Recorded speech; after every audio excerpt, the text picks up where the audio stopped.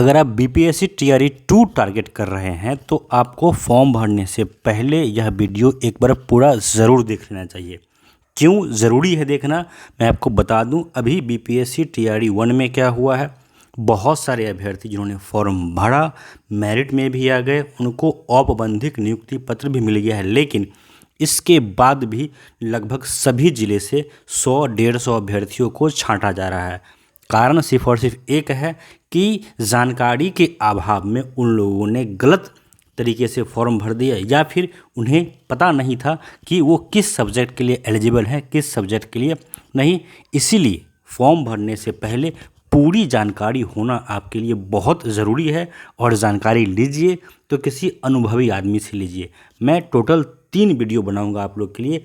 आज का जो वीडियो है वो स्पेशली 6 to 8 के अभ्यर्थियों के लिए है कि कौन कौन लोग हैं जो 6 to 8 का फॉर्म भरें, ऐसे कौन से लोग हैं जिन्हें 6 to 8 का फॉर्म नहीं भरना चाहिए। वीडियो में आगे बढ़ने से पहले एक बात ज़रूर कहूँगा कि वीडियो को आखिरी तक आप लोग ज़रूर देखिएगा, ध्यान से देखिएगा। अगर आपको लगता है कि हमारे पास हर जानकारी है तो भी मेरा पर्सनल रिक्वेस्ट है कि एक बार फॉर्म भरने से पहले अगर आपने फॉर्म भर लिया है तो अभी भी आपके पास एडिट का ऑप्शन है। इसलिए एक एक पॉइंट को अच्छे से ज़रूर समझ लीजिए ताकि जो अभी टीआरई 1 के अभ्यर्थियों के साथ हो रहा है, जहां लोग मेरिट में आने के बाद नियुक्ति पत्र जो कि प्रोविजनल है वो पाने के बाद भी छट रहे हैं, तो ऐसा दिन आपको देखना ना पड़े। मैं यही चाहता हूँ, इसलिए स्पेशली मैं ये वीडियो आप लोग के लिए बना रहा हूँ। देखिए, अगर आप 6 to 8 का फॉर्म भरना जा रहे हैं तो सबसे पहले कुछ जानकारी है जो आपको पता होना चाहिए। सबसे पहले, यह जो फॉर्म है इसमें किसी तरह का डोमिसाइल नहीं है। अगर आप भारत के किसी भी कोने का नागरिक हैं तो आप इसका फॉर्म भर सकते हैं। दूसरी बात, आपके पास ग्रेजुएशन होना चाहिए किसी मान्यता प्राप्त कॉलेज से।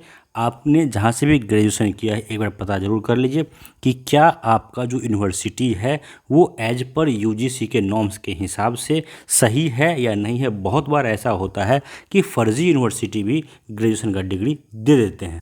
क्योंकि हम लोग यह वीडियो सिर्फ और सिर्फ 6 to 8 के लिए बात कर रहे हैं, तो 9th, 10th और 11th, 12th के कंडीशन पे हम लोग आगे के वीडियो में बात करेंगे। अभी देखिए, 6 to 8 के लिए आप पेपर 2 CTET का क्वालिफाइड हों, ये ज़रूरी है।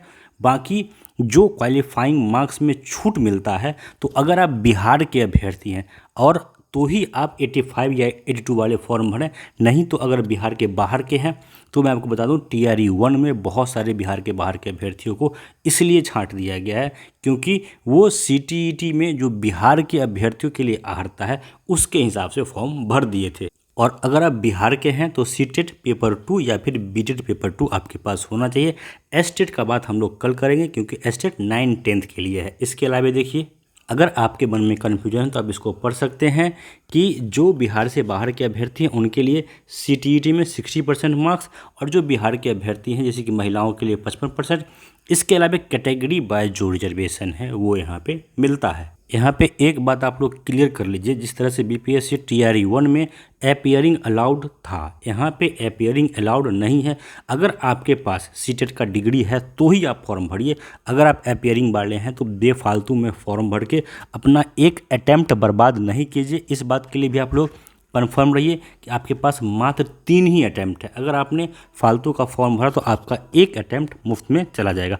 इसके बाद देखिए, जो 6 to 8 में आप शिक्षक बनेंगे तो 3 तरह के शिक्षक होंगे। एक होंगे मैथ साइंस के, दूसरे होंगे SST के और तीसरा होगा भाषा का। भाषा में क्या क्या हो सकता है? उर्दू हो सकता है, हिंदी हो सकता है, संस्कृत हो सकता है या फिर इंग्लिश हो सकता है। इसके अलावा कौन बनेगा किस चीज़ का शिक्षक, इसके लिए अगर आपने BA किया है तो आप SST का शिक्षक बन सकते हैं। इसके अलावा अगर आपने ऑनर्स किया हुआ है किसी भी भाषा सब्जेक्ट से तो भाषा के बनेंगे। इसके अलावा अगर आपने मैथ या साइंस पढ़ा है या फिर आपने BE किया है, BTech किया है, ऐसे सब्जेक्ट से जहाँ पे आपको BTech या BE में मैथ और साइंस पढ़ाया गया है तो फिर आप मैथ साइंस के भी शिक्षक बन सकते हैं। देखिए, इसके अलावा आपके पास BEd की डिग्री होनी चाहिए या फिर आपके पास DEd की डिग्री होनी चाहिए। साथ ही साथ CTET पेपर 2 होना चाहिए। इसके अलावा 12th नहीं चलेगा, आपके पास ग्रेजुएशन होना चाहिए मिनिमम। अगर 12th है तो सिर्फ आप PRT यानी 1 to 5 में शिक्षक बन सकते हैं। लेकिन अगर आपको 6 to 8 में यानी कि BPSC TRE 2 में आना है तो मिनिमम आपके पास ग्रेजुएशन होना चाहिए और साथ ही साथ 50% मार्क्स के साथ होना चाहिए। इसके अलावा जहाँ जहाँ जो कंडीशन लगता है इसको आप एक बार अपने से ध्यान से पढ़ लीजिए ताकि आपसे किसी तरह का मिस्टेक ना हो। यहाँ पे एक दो और बातें हैं जो आप ध्यान दे सकते हैं कि अगर आप सब्सिडरी सब्जेक्ट से भी हैं तो भी आप 6 to 8 के लिए एलिजिबल हैं। इसके अलावा देखिए कहा गया है कि 6 to 8 के सामाजिक विज्ञान विषय के विद्यालय अध्यापक के लिए स्नातक स्तर पर इतिहास, भूगोल, राजनीति शास्त्र, दर्शन शास्त्र, अर्थशास्त्र, वाणिज्य कॉमर्स हो गया, मनोविज्ञान, समाज शास्त्र, गृह विज्ञान में से कोई 2 विषय स्नातक स्तर पर पठित हो। यानी इस बात को आप लोग बहुत अच्छे से समझ लीजिए क्योंकि इस बार एसएसटी में बहुत सारे अभ्यर्थी इस कारण से छट रहे हैं कि उनका सब्जेक्ट कॉम्बिनेशन नहीं बन रहा है। जितना भी सब्जेक्ट यहाँ पे दिया हुआ है, अगर आप एसएसटी के लिए अप्लाई कर रहे हैं 6 to 8 में, तो इसमें से कोई 2 सब्जेक्ट आपने ग्रेजुएशन में अगर पढ़ा है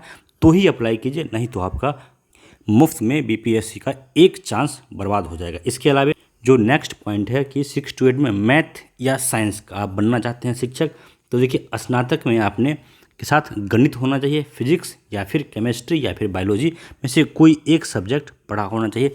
इसके अलावा देखिए आगे जो भी रिलैक्सेशन है वो यहाँ पे इसको आप देख सकते हैं कि क्या क्या छूट कैटेगरी वाइज जो आरक्षण का प्रावधान है संविधान के हिसाब से जो भी कैटेगरी आरक्षित है उनको मिलता है वो आप यहाँ पे अपने स्तर से देख सकते हैं। तो एक चीज़ आप लोग देख लीजिए कि जब भी आप फॉर्म भर रहे हैं तो मैंने पहले भी बात कहा था कि आपके पास वैलिड मोबाइल नंबर होना चाहिए, एक ईमेल आईडी आपका होना चाहिए जिसका पासवर्ड भी आपको याद हो, कभी अगर भूले तो आप उसको रिकवर कर सकें। इसके अलावा आपके पास आधार कार्ड होना चाहिए और आपके आधार में आपका OTP आना चाहिए। इसके अलावा जो आपका नाम, आपका फादर्स नेम आपके डॉक्यूमेंट में वही नाम और वही फादर्स नेम आपका आपके आधार कार्ड में भी होना चाहिए। अगर नहीं है तो समस्या हो सकता है, अभी वक्त है, आप इसको सही करवा लीजिए। तो अपने तरफ से मैंने आप लोगों के हर कन्फ्यूजन को दूर करने की कोशिश किया है।